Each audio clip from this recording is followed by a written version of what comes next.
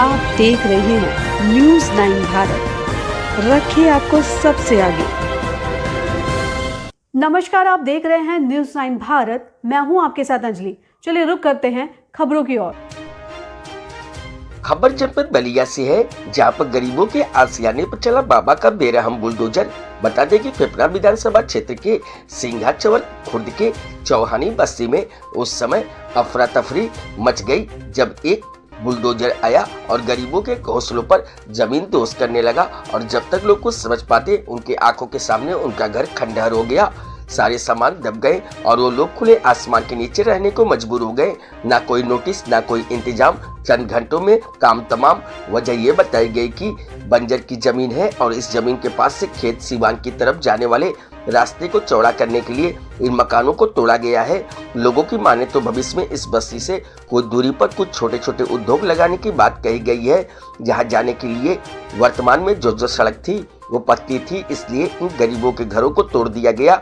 अब सवाल ये है कि क्या जिन राजिंदर बसपोर जैसे लोग, जिनका ना ही कहीं घर है ना कोई जमीन है, बांस की दौरी डाली बना के अपना जीवन यापन कर रहे थे, वो कहाँ जाएंगे, कहाँ रहेंगे? इस कड़ाके की ठंड में उनकी रात कैसे गुजरेगी? अगर उनके आशियानों को तोड़वाना ही था तो पहले उनके रहने का इंतजाम क्यों नहीं किया गया? सरकार दूसरे देश से लोगों को अपने देश में लाने और बसाने के कानून बनाते फिर रही है और यहाँ अपने देश में रह रहे गरीबों के घरों पर बुलडोजर से तोड़वा रही है। ये निंदनीय है, शर्मनाक है। राजिंदर बसपोर, नंदू चौहान, श्रीकांत चौहान, छट्टू बसपोर ने भरे स्वर में जिला प्रशासन, जनप्रतिनिधियों व सरकार से मांग किया कि उनके रहने के लिए स्थान व घर की व्यवस्था की जाए, ताकि वो अपने बच्चों व परिवार को इस ठंडे से बचा सके और अपना जीवन गुजार सके। न्यूज़ 9 भारत के लिए मोहम्मद आरिफ शाह अलवी की रिपोर्ट। साथियों, सिंहा चवर की चौहान बस्ती है। यहाँ पे बसफोर लोग भी रहते हैं। विगत कई वर्षों से ये लोग यहाँ पे अपना आशियाना डाल के रहते हैं। ये भी यहाँ रहते हैं। इनके पूर्वजों ने भी यहीं पे अपना पूरा जीवन गुजारा और यहीं पे उनका देहांत हो गया और मर गए। इसके बाद अभी विगत एक दिन पहले यहाँ पे बुलडोजर आया, माननीय मुख्यमंत्री योगी जी का बुलडोजर आया और इनके आशियानों को उजाड़ गया। ये लोग काफ़ी परेशान है। आखिर ये लोग कहाँ जाएंगे? इनके पास कोई ज़मीन जायदाद नहीं है और दूसरी जगह कोई इनके पास ज़मीन नहीं है, कोई घर नहीं है।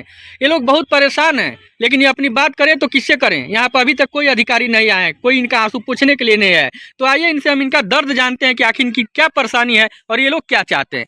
तो सर बताइए, आपका क्या नाम है, आपको क्या परेशानी है, क्यों आपका घर गिरा दिया गया है? जी जी। घर गिराने से पहले तो हमको नोटिस देना चाहिए उन लोगों को। जी बिल्कुल। नोटिस नहीं दिए, जो भी सामान था उसी में दब गया। जी अच्छा, ये कब गिराया गया?